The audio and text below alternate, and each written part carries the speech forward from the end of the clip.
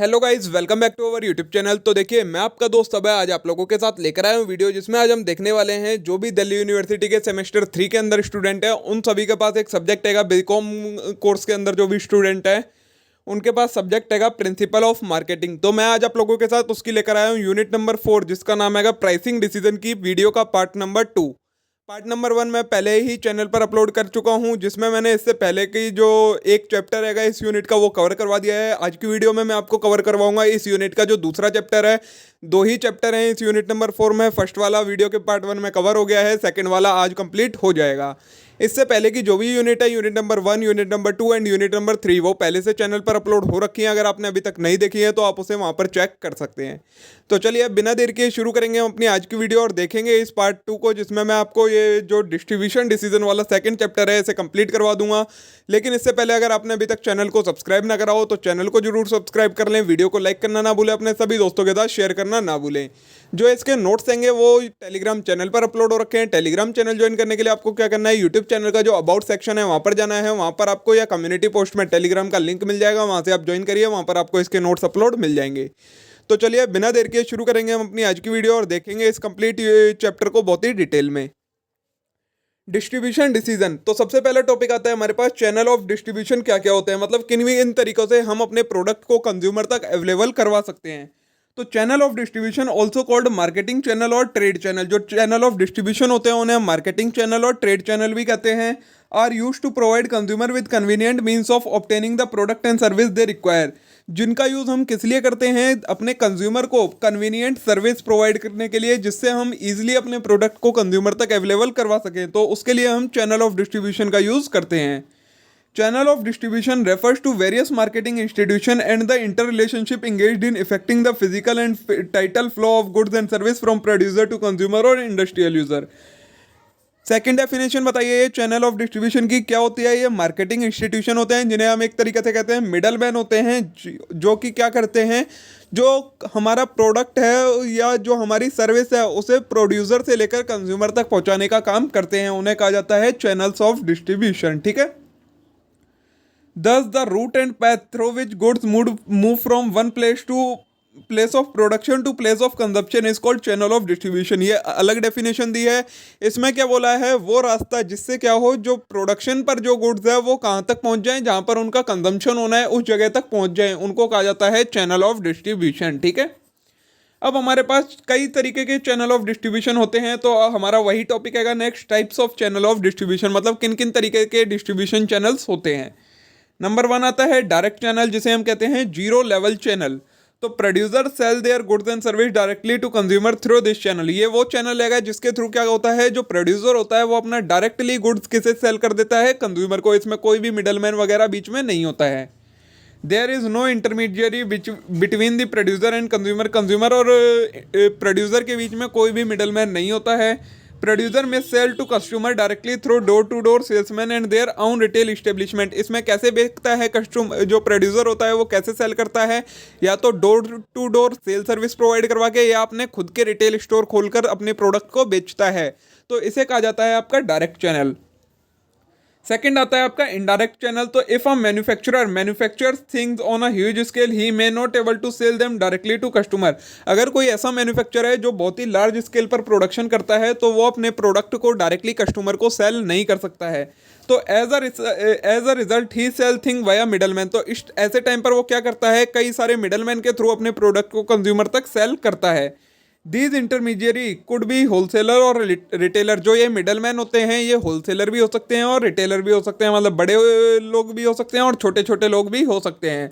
A wholesaler is someone who by item in big number from producer. Wholesaler कौन होता है, कोई ऐसा पर्सन जो कि लार्ज अमाउंट में मैन्युफैक्चरर से गुड खरीद ले और फिर उन्हें कंज्यूमर को सेल करे। वहीं रिटेलर कौन होता है, who buy goods from wholesaler. वो पर्सन जो कि होलसेलर से गुड्स बाय करता है और फिर कंज्यूमर को सेल करता है, उसे कहा जाता है रिटेलर। ठीक है। अब इनडायरेक्ट चैनल में हमारे पास कई तरीके के चैनल आते हैं। पहला आता है single level channel.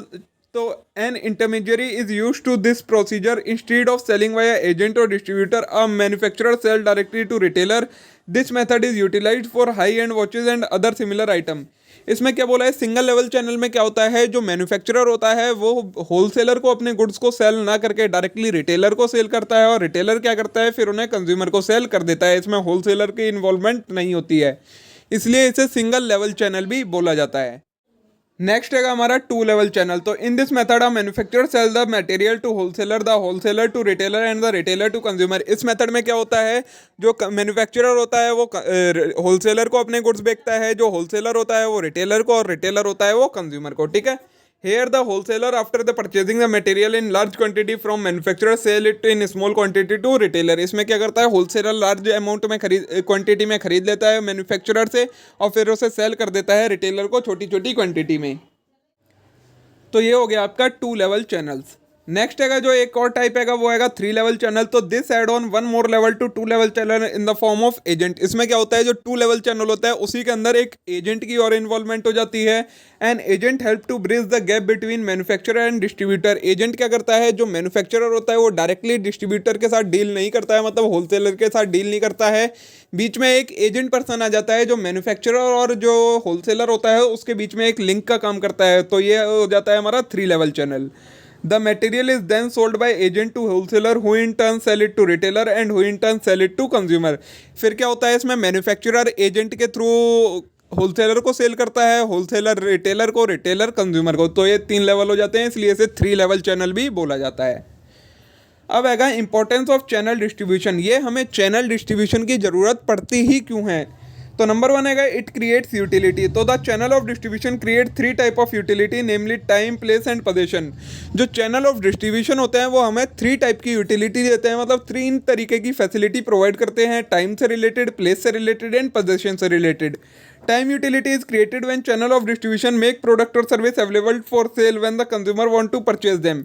Time utility कैसे बनती है कि जो ये चैनल ऑफ डिस्ट्रीब्यूशन होते हैं इन्हीं की मदद से जब हमारे जो कंज्यूमर है उसे प्रोडक्ट की ज़रूरत होती है वो उसे तब अवेलेबल हो पाता है।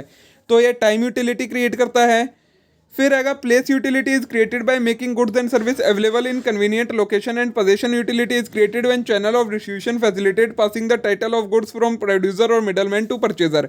प्लेस यूटिलिटी तब क्रिएट होती है कि जिस प्लेस पर कंज्यूमर को गुड्स चाहिए वहाँ पर उसे अवेलेबल हो पाता है, तो प्लेस यूटिलिटी क्रिएट होती है। वहीं पोजीशन यूटिलिटी तब क्रिएट होती है जब टाइटल होता है वो गुड्स में प्रोड्यूसर से कंज्यूमर तक पास हो जाता है, तो उससे प्लेस यूटिलिटी क्रिएट हो जाती है। तो ये इस तरीके से तीन तरीके की यूटिलिटी क्रिएट करने में हेल्प करता है।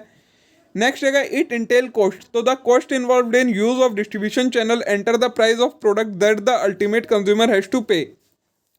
इससे हमें ये इट इंटेल कॉस्ट, मतलब इससे भी कॉस्ट डिटरमाइन होती है, क्योंकि जो चैनल ऑफ डिस्ट्रीब्यूशन की जो भी कॉस्ट होती है वो गुड्स के प्राइस में ही इंक्लूड करी जाती है। तो इससे जो कॉस्ट होती है वो भी इन्फ्लुएंस होती है। फिर it affect other marketing decision. इससे जो बाकी के मार्केटिंग डिसीजन होते हैं वो भी अफेक्ट होते हैं। कैसे, distribution of channel is an important element of marketing mix. जो डिस्ट्रीब्यूशन चैनल होता है वो मार्केटिंग मिक्स का एक इंपॉर्टेंट एलिमेंट है। And the channel selected affect the marketing decision. और जो भी हम चैनल सिलेक्ट करते हैं उससे हमारे मार्केटिंग डिसीजन अफेक्ट होते हैं। मार्केटिंग डिसीजन में क्या क्या अफेक्ट होता है, प्राइस अफेक्ट होता है, प्रमोशन स्ट्रेटेजी अफेक्ट होती है, और फिजिकल डिस्ट्रीब्यूशन का भी चैनल अफेक्ट होता है। नेक्स्ट इंपॉर्टेंस है it determine the availability of product. तो the usefulness of a product to consumer lies in the fact that it is available to them at the right time and right place. ये क्या करता है, जो product है उसे timely available करवा पाता है। तो किसी भी प्रोडक्ट की यूजफुलनेस कंज्यूमर के लिए तभी होती है जब वो उसे जैसे अवेलेबल चाहिए वैसे अवेलेबल मिले, और जब अवेलेबल चाहिए तब उसे मिल सके, तो वो प्रोडक्ट कंज्यूमर के लिए यूजफुल होता है। तो इस तरीके से ये अवेलेबिलिटी ऑफ प्रोडक्ट भी का भी ध्यान रखता है। नेक्स्ट इंपॉर्टेंस है इट परफॉर्म मार्केटिंग फंक्शन। तो the real importance of channel distribution lies in the fact that distribution channel perform several function in overall marketing system. जो रियल इंपॉर्टेंस है कि इस चैनल, मतलब जो चैनल ऑफ डिस्ट्रीब्यूशन होते हैं उसकी वो क्या होती है कि ये वो चैनल हैगा जो कि क्या परफॉर्म करता है, ओवरऑल मार्केटिंग सिस्टम को मेंटेन करके रखता है। मतलब अगर चैनल ऑफ डिस्ट्रीब्यूशन अच्छा नहीं होगा तो हमारा कोई और भी मार्केटिंग स्ट्रेटेजी वर्क नहीं करती है अच्छे से। First, it facilitate exchange process. इससे क्या होता है, एक्सचेंज प्रोसेस होता है, मतलब गुड्स एक पर्सन से दूसरे पर्सन तक ट्रांसफर होते हैं। Secondly, it enable the producer to adjust discrepancy in assortment via process sorting. और सेकेंडली ये क्या प्रोवाइड करता है, शॉर्टिंग का मौका देता है कंज्यूमर को, मतलब वो गुड्स को चूज करने का मौका देता है कि जो मैं गुड्स आपको प्रोवाइड कर रहा हूँ उनमें से आपको जो अच्छा लगे वो आप रख सकते हैं, बाकी को रिजेक्ट कर सकते हैं। नेक्स्ट है इट इंटेल्स फर्म्स कमिटमेंट, तो the channel decision Intel long term commitment of the firm, the relation between manufacturer and middleman depend largely upon choice of appropriate channel of distribution. तो ये firm की commitment को भी Intel करता है, मतलब जो मिडलमैन होता है और जो फर्म होती है उसके बीच में कैसी रिलेशनशिप होगी ये किस चीज़ पर डिपेंड करती है कि फर्म ने किस तरीके का चैनल ऑफ डिस्ट्रीब्यूशन चूज करा है, मतलब उसमें एजेंट है या सिर्फ होलसेलर है या सिर्फ रिटेलर है या तीनों है, ये चीज़ इस चीज़ पर भी डिपेंड करता है। नेक्स्ट है it facilitate control, the choice of suitable channel ensure continuous and effective distribution thereby reducing fluctuation in production. तो the choice of a suitable channel, जो चैनल है वो कितना अच्छा है, ये किस चीज़ से इंश्योर होता है कि कॉन्टिन्यूस एंड इफेक्टिव डिस्ट्रीब्यूशन है या नहीं है। और इससे क्या होती है, जो प्रोडक्शन में फ्लक्चुएशन होती है वो भी कम हो जाती है, क्योंकि राइट टाइम पर हमें रॉ मटेरियल भी मिल जाता है, और जब हमें प्रोडक्ट को अपने फर्म से बाहर भेजना होता है और राइट टाइम पर हम उसे आउट ऑफ फॉर सेल भी भेज सकते हैं। तो ये चैनल ऑफ डिस्ट्रीब्यूशन का ही काम होता है, उसकी इंपॉर्टेंस में इंक्लूड किया जाता है। अब नेक्स्ट है factor affecting the choice of channel of distribution, ऐसे क्या क्या फैक्टर रहेंगे जिसके ऊपर हमारा डिसीजन डिपेंड करता है कि हमें किस तरीके का चैनल ऑफ डिस्ट्रीब्यूशन एक्सेप्ट करना है। तो नंबर 1 आता है हमारा मार्केट कंसीडरेशन। तो an important factor influencing the choice of channel is the nature of market, जो एक इंपॉर्टेंट फैक्टर है कि हमें किस तरीके का चैनल ऑफ डिस्ट्रीब्यूशन एक्सेप्ट करना है, वो किस चीज़ पे डिपेंड करता है, नेचर ऑफ मार्केट, मतलब मार्केट का नेचर कैसा है कि किस तरीके के उसमें टाइप्स ऑफ कंज्यूमर्स हैं, मतलब किस तरीके के कंज्यूमर्स हैं। साइज ऑफ डिमांड, उस मार्केट में डिमांड कैसी है। Geographical location of market, market की ज्योग्राफिकल लोकेशन क्या है, मतलब किस जगह पर हैगी हमारी मार्केट। उसके बाद ऑर्डर साइज, कितना ऑर्डर साइज आता है। उसके बाद customer buying habit and preference, customer की बाइंग हैबिट क्या है, मतलब रूटीनली बेसिस पर कर रहा है या रिकरिंग बेसिस पर हो रही है, उसमें जो परचेज हो रही है या कभी कभी होती है, ये सारी चीज़ें। या फिर उसकी प्रेफरेंस क्या है, वो किस प्रोडक्ट को ज़्यादा प्रेफरेंस दे रहा है। तो इन चीज़ पर डिपेंड करता है हमारा चैनल ऑफ डिस्ट्रीब्यूशन। नेक्स्ट है प्रोडक्ट कंसीडरेशन। तो प्रोडक्ट कंसीडरेशन में हम क्या देखते हैं कि प्रोडक्ट कैसा है, उसके अकॉर्डिंग हम चैनल ऑफ डिस्ट्रीब्यूशन एक्सेप्ट करते हैं कि पेरिशेबल प्रोडक्ट तो नहीं है, मतलब अगर कोई ख़राब होने वाला प्रोडक्ट है तो उसका चैनल ऑफ डिस्ट्रीब्यूशन ऐसा रहेगा जिससे जल्दी प्रोडक्ट कंज्यूमर तक पहुंच जाए। फिर प्रोडक्ट का साइज क्या है, उसके अकॉर्डिंग देखते हैं हम कि हमें क्या चैनल लेना है डिस्ट्रीब्यूशन का। उसके बाद यूनिट्स वैल्यू, किस तरीके से हम उसे ट्रांसफ़र कर सकते हैं, मतलब एक एक यूनिट ट्रांसफ़र हैगी प्रोडक्ट की या वो बंडल्ड हैगी, क्या चीज़ है। फिर टेक्निकल नेचर, मतलब जो प्रोडक्ट का नेचर हैगा वो कैसा है, इन सारी चीज़ों पर भी डिपेंड करता है चैनल ऑफ डिस्ट्रीब्यूशन। नेक्स्ट हैगा कंपनी कंसीडरेशन। तो कंपनी के नेचर पर भी डिपेंड करता है कि वो क्या चैनल ऑफ डिस्ट्रीब्यूशन एक्सेप्ट करेगी, मतलब एज क्या है कंपनी की, मतलब अगर पुरानी कंपनी है तो वो किस तरीके का चैनल एक्सेप्ट करेगी, और नई कंपनी है वो न्यू तरीके का चैनल एक्सेप्ट करती है। तो ये इस चीज़ पर डिपेंड करता है चैनल ऑफ डिस्ट्रीब्यूशन। उसके बाद साइज ऑफ कंपनी, कंपनी का साइज क्या है उसके ऊपर डिपेंड है। रिसोर्सेज क्या कंपनी यूज़ करती है उसके ऊपर है। फिर desire of for control of channel, और कंपनी की क्या डिज़ायर है कि वो चैनल ऑफ डिस्ट्रीब्यूशन के ऊपर कितना कंट्रोल रखना चाहती है, उसके ऊपर डिपेंड करता है कि वो क्या चैनल ऑफ डिस्ट्रीब्यूशन को एक्सेप्ट करेगी। नेक्स्ट है हमारा मिडलमैन कंसीडरेशन। तो मिडलमैन कंसीडरेशन में since middleman constitute a channel of distribution their nature role exert considerable influence on channel selection. Middleman पर भी डिपेंड करता है कि जिस तरीके का हमारा मिडलमैन होता है उसके अकॉर्डिंग हम चूज करते हैं चैनल ऑफ डिस्ट्रीब्यूशन की हमें कितने मिडलमैन चाहिए, उस पर भी डिपेंड करता है कि अगर सिर्फ हमें रिटेलर चाहिए तो सिंगल लेवल चैनल करेंगे, रिटेलर और होलसेलर चाहिए तो डबल सेकंड मतलब 2 लेवल चैनल करेंगे, और रिटेलर होलसेलर एजेंट चाहिए तो 3 लेवल ऑफ डिस्ट्रीब्यूशन को एक्सेप्ट हम करेंगे। तो ये हमारी कंसिडरेशन है किस किस चीज़ पर हमारा जो चैनल ऑफ डिस्ट्रीब्यूशन का डिसीजन है वो डिपेंड करता है। नेक्स्ट टॉपिक आता है हमारा होलसेलर्स। तो होलसेलर्स क्या होते हैं, wholesalers are the merchants who buy product from producer और wholesaler and release them to retailer, organizational buyer और टू अदर होलसेलर्स। होलसेलर्स वो पर्सन होते हैं जो मैन्युफैक्चरर से डायरेक्ट गुड्स को खरीदते हैं, उन्हें फिर रिटेलर को या दूसरे होलसेलर्स को सेल कर देते हैं, उसे कहा जाता है हमारा wholesaler. Wholesaler provide an important link between producer and retailer. Wholesaler क्या काम करता है, प्रोड्यूसर के बीच में और रिटेलर के बीच में एक लिंक का काम करता है, तो ये पर्सन कहलाता है होलसेलर। अब होलसेलर भी कई तरीके के होते हैं, देखिए पहला आएगा प्योर होलसेलर। तो अब pure wholesaler also called a proper wholesaler और डिस्ट्रीब्यूटर। जो एक प्योर होलसेलर होता है उसे हम प्रॉपर होलसेलर और डिस्ट्रीब्यूटर भी कहते हैं। Is engaged in only buying and selling of goods in large lot, जो कि किस चीज़ में इंगेज होता है, सिर्फ गुड्स को लार्ज लॉट में खरीदने के लिए, कि वो जो खरीदेगा मैन्युफैक्चरर से सिर्फ बड़ी बड़ी क्वांटिटी में ही गुड्स को खरीदेगा, छोटी क्वांटिटी में नहीं खरीदेगा।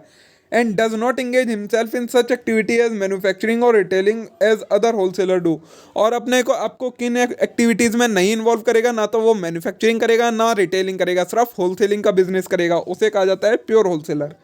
वहीं सेकंड आता है रिटेल होलसेलर। तो such wholesaler combine retailing with their wholesaling function, ये वो होलसेलर होते हैं जो होलसेलिंग के फंक्शन के साथ साथ रिटेलिंग का भी फंक्शन करते हैं, मतलब बड़ी बड़ी अमाउंट में गुड्स खरीदने और बेचने के अलावा छोटी छोटी अमाउंट में भी सेल और परचेज करते हैं।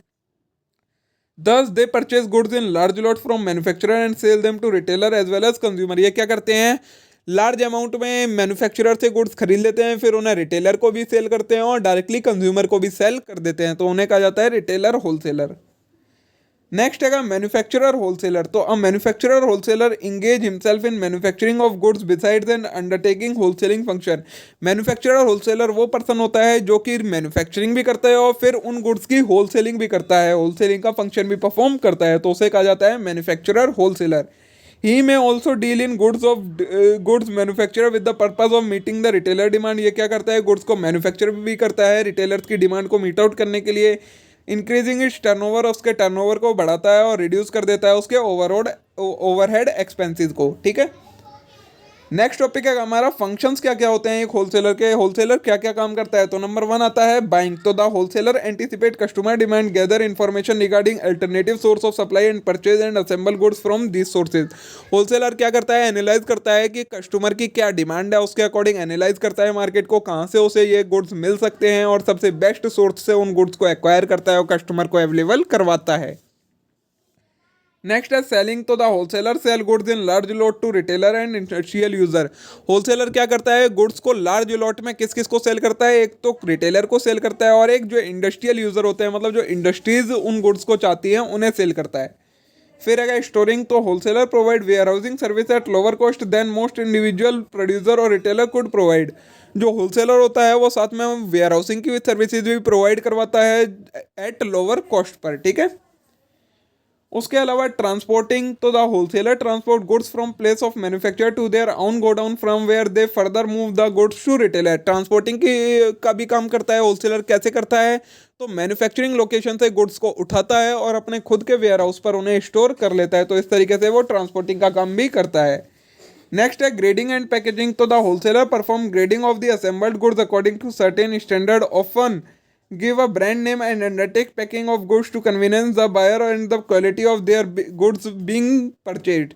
ग्रेडिंग एंड पैकेजिंग का भी काम करता है। कुछ गुड्स ऐसे होते हैं जो ओपन मैन्युफैक्चर किए जाते हैं और मैन्युफैक्चरर जो होते हैं वो उन्हें ओपनली सेल कर देते हैं, तो फिर जो होलसेलर क्या करता है, उन्हें पैक करता है, उन्हें एक ब्रांडिंग देता है जिससे जो परचेजर्स हैं मतलब कंज्यूमर्स हैं उन्हें एक ब्रांड की क्वालिटी की एश्योरेंस मिल सके। फिर अगर प्राइसिंग। तो the wholesaler fixes the price of goods he sell to retailer industrial user. Wholesaler क्या करता है, गुड्स का प्राइस भी डिटरमाइन करता है कि अपना मार्जिन रखकर वो जिस अमाउंट पर रिटेलर्स को सेल करेगा उसके अकॉर्डिंग गुड्स का प्राइस डिटरमाइन होता है। फिर अगर this price often forms the basic on which the retailer fixes the price that he will charge from customer. और यही प्राइस होता है जिसके बेसिस पर जो रिटेलर होते हैं वो आगे कस्टमर से प्राइस चार्ज करते हैं। फिर आप फाइनेंसिंग भी करता है। तो the wholesaler provide financial accommodation to both manufacturer and retailer. जो होलसेलर होता है वो फाइनेंशियल अकोमोडेशन भी मतलब फाइनेंशियल हेल्प भी प्रोवाइड करता है, कैसे मैन्युफैक्चरर को भी और रिटेलर को भी। He purchase from manufacturer on cash, वो कैश के पर से मैन्युफैक्चरर से खरीदता है गुड्स और मैन्युफैक्चरर को उस टाइम पर एडवांस देता है, तो इस तरीके से वो फाइनेंशियल एकोमोडेट करता है मैन्युफैक्चरर को। ठीक है, ये हो गया आपका होलसेलर का कंप्लीट कंसेप्ट। नेक्स्ट कंसेप्ट आता है आपका रिटेलर्स का। होलसेलर समझा हमने, रिटेलर भी वैसे तो आपको समझा ही दिया है, लेकिन एक बार कंसेप्ट आएगा तो उसे हम देखते हुए चलेंगे।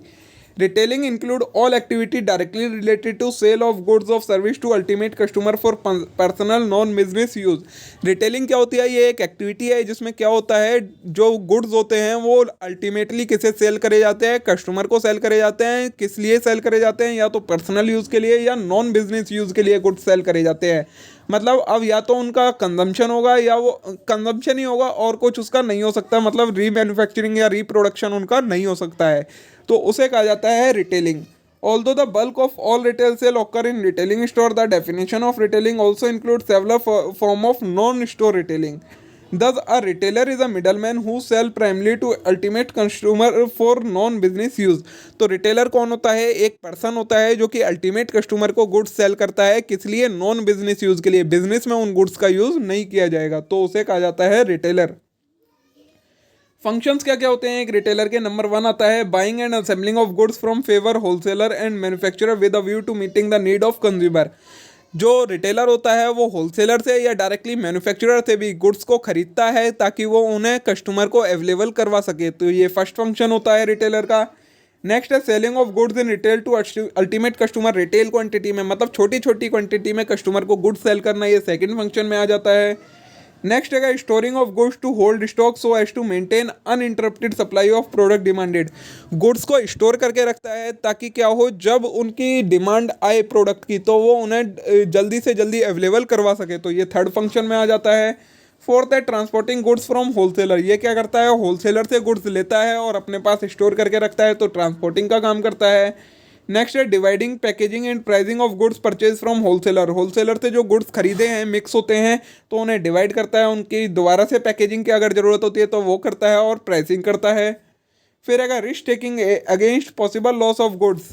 अगर गुड्स को किसी भी तरीके का फायर से, चोरी से, किसी से भी लॉस होता है तो उसका रिस्क यही बियर करता है। तो ये हमारे रिटेलर के फंक्शंस होते हैं।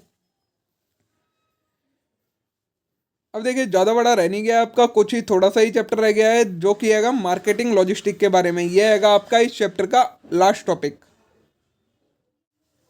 तो देखिए concept of marketing logistic. Marketing logistic होता क्या है? तो the term logistic refers to the complete process of bringing raw material and component part into an organisation, then moving to next stage of work in progress through the organisation and transporting finished good out of the organisation.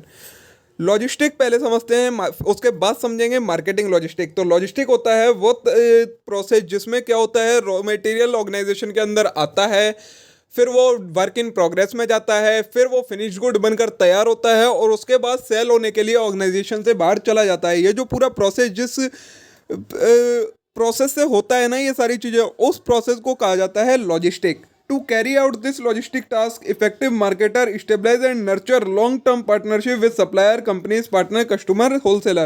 इस logistic के task को अच्छे से करने के लिए जो marketers होते हैं, मार्केटिंग मैनेजर्स होते हैं, वो क्या करते हैं, एक पार्टनरशिप कर लेते हैं, long term partnership supplier, companies, partners, customer, wholesaler, इन सब के साथ, ताकि एक अच्छा लॉजिस्टिक का जो चैनल है वो उन्हें मिल सके। इंपॉर्टेंस क्या होती है मार्केटिंग लॉजिस्टिक की? तो नंबर 1 है इंप्रूव कस्टमर एक्सपीरियंस। तो logistic management help to provide faster and quality services. अगर लॉजिस्टिक अच्छा होगा तो क्या होगा, जो हमारी सर्विसेज होंगी हमारे कस्टमर्स को, वो भी अच्छी होंगी, क्वालिटी अच्छी होगी और फास्टर होंगी। सेकंड है कि एक्सेसिबिलिटी। तो ensure access to right product at right time. जो मार्केटिंग लॉजिस्टिक होता है वो क्या इंश्योर करता है कि हमारा राइट प्रोडक्ट राइट टाइम पर अवेलेबल हो जाए कस्टमर को। फिर आएगा create time and place utility. तो the company uses time utility so that all the component and material are available when they are needed.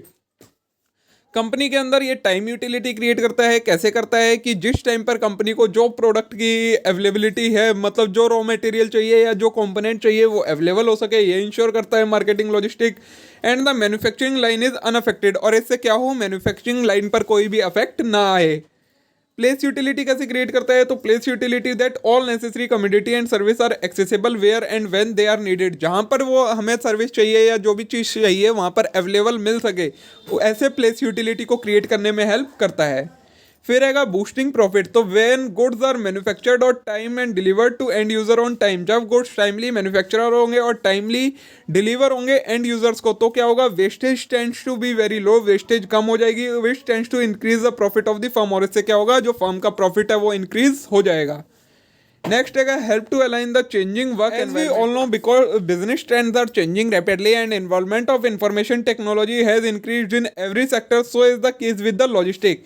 तो जैसा कि हम सभी को पता है सारे बिजनेस बहुत ज़्यादा रैपिडली चेंज हो रहे हैं, इन्वॉल्वमेंट हो रही है इंफॉर्मेशन टेक्नोलॉजी की, तो इसी तरीके का जो हैगा वो लॉजिस्टिक के साथ भी है। और जो लॉजिस्टिक है वो अच्छे से काम कर पाता है इन चेंजिंग वर्किंग एनवायरनमेंट में, अपने आप को भी चेंज करके। ठीक है, अब आगे हैगा हमारा stages in marketing logistic. Logistic के अंदर क्या क्या स्टेजेस होती हैं, तो नंबर 1 हैगा इनबाउंड लॉजिस्टिक। तो these are logistic that flow from supplier to manufacturing unit.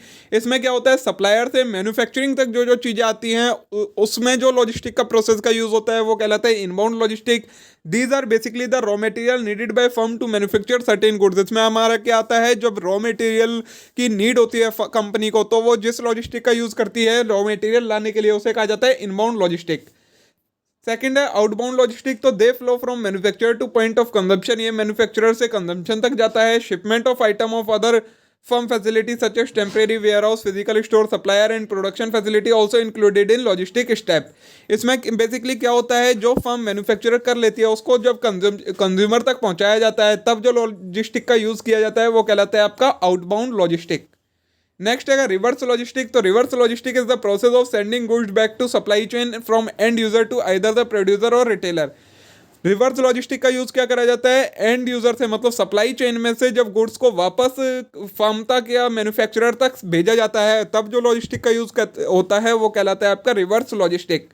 Reverse logistic begin with the end user and and at the producer of the good. Reverse logistic होता है वो कहाँ से बिगिन होता है, and user से begin होता है, और एंड कहाँ होता है, गुड्स के प्रोड्यूसर पर एंड होता है जाकर। ठीक है,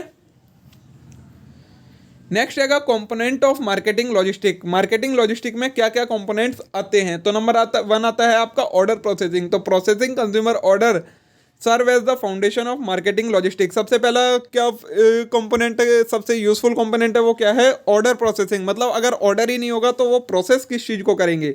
the customer order should be completely as quickly as possible in order to give a better customer services. तो मार्केटिंग लॉजिस्टिक क्या इंश्योर करता है, जो कस्टमर का ऑर्डर है वो as soon as possible complete किया जा सके, जिससे एक बेटर कस्टमर सर्विस प्रोवाइड की जा सके अपने कस्टमर्स को। Order processing start from receiving order, recording it, filling it, processing it and assembling all received order for further transportation. Order processing में क्या करा जाता है, ऑर्डर रिसीव होता है उसे रिकॉर्ड करा जाता है, फिर जो फिलिंग की जाती है, प्रोसेसिंग की जाती है, उसकी असेंबलिंग की जाती है और उसके बाद ऑर्डर को डिस्पैच कर दिया जाता है। नेक्स्ट कंपोनेंट आता है ट्रांसपोर्टेशन। तो transportation means movement of goods from one place to another. Transportation क्या होता है, movement of goods from one place to another, मतलब एक जगह से गुड्स को दूसरी जगह पहुंचाना ट्रांसपोर्टेशन के अंदर आता है। ये सेकंड कंपोनेंट है। Transportation is necessary function of marketing because most of the marketer are geographically separated from area of production.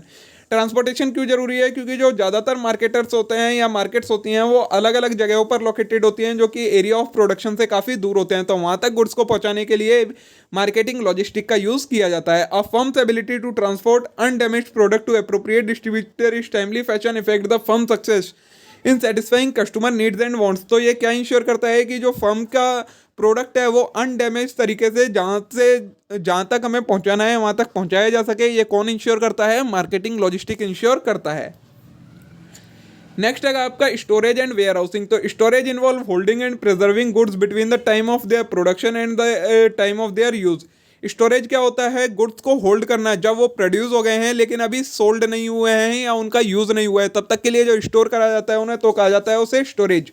अब warehouse is a place where goods are stored or accumulated. और warehouse क्या होता है, वो place होती है जहाँ पर उन गुड्स को स्टोर करके रखा जाता है। The storage function is thus made effective through the establishment of warehouse. तो स्टोरेज फंक्शन को हम इफेक्टिव कैसे बना सकते हैं, वेयर हाउस को स्टेबलाइज करके। Warehousing is design of operation of storage facility. तो वेयर हाउसिंग क्या होती है, डिजाइन होता है कि स्टोरेज फैसिलिटी कैसे प्रोवाइड करी जा रही है। नेक्स्ट है इन्वेंट्री कंट्रोल। तो inventory means the stock of goods held by firm in anticipation of sale. Firm ने गुड्स को प्रोड्यूस कर लिया लेकिन अभी सेल के लिए ऑर्डर नहीं आया है, तो जो गुड्स वो फर्म के पास पड़े हैं उन्हें इन्वेंट्री कहा जाता है। Inventory may be of two type, in transit inventory which is moving through the distribution system and warehouse inventory, stock of goods lying in factory and or warehouse. Inventory दो तरीके की होती है, एक होती है इन transit inventory. वो कौन सी इन्वेंट्री होती है, जो कि वेयर हाउस से जा चुकी है सेल के लिए लेकिन अभी उसकी सेल नहीं हुई है, जो कि डिस्ट्रीब्यूशन चैनल में होती है, उसे इन इन ट्रांजिट इन्वेंट्री कहा जाता है। वहीं वेयर हाउस इन्वेंट्री कौन सी इन्वेंट्री होती है, जो कि अभी भी फर्म के स्टॉक में पड़ी है, उसे कहा जाता है warehousing inventory. Fifth component है इंफॉर्मेशन मॉनिटरिंग। तो the marketing logistic manager constant want to most recent data on stock, shipping and warehousing. जो मार्केटिंग लॉजिस्टिक के मैनेजर होते हैं उन्हें हरदम इंफॉर्मेशन चाहिए होती है स्टॉक की, कि कितना स्टॉक है उनके पास, कितना शिपिंग में है, कितना वेयर हाउसिंग में है। For instance information regarding the current stock position, future engagement and replenishment capability are constantly needed in relation to inventory. तो इसके लिए हमें क्या इन्वेंट्री वो इंफॉर्मेशन मॉनिटरिंग का हम यूज़ करते हैं। मतलब जो मार्केटिंग मैनेजर होते हैं वो इन्फॉर्मेशन मॉनिटरिंग का यूज़ करते हैं ये सारी चीज़ें एक्वायर करने के लिए, ठीक है। तो देखिए दोस्तों, इसी के साथ हमारी ये यूनिट नंबर 4 कंप्लीट हो जाती है। इसका सेकंड पार्ट कवर करवा दिया है। पहला पार्ट जो पहला चैप्टर है वो मैं पहले ही कवर करवा चुका हूँ। मे भी आपको वीडियो अच्छी लगी होगी, वीडियो पसंद आई होगी। अगर वीडियो अच्छी लगी हो तो वीडियो को लाइक करना मत भूलिएगा, चैनल को जरूर सब्सक्राइब कर लीजिएगा इस टाइप के और कंटेंट के लिए। अब हम मिलते हैं नेक्स्ट वीडियो में। Thank you.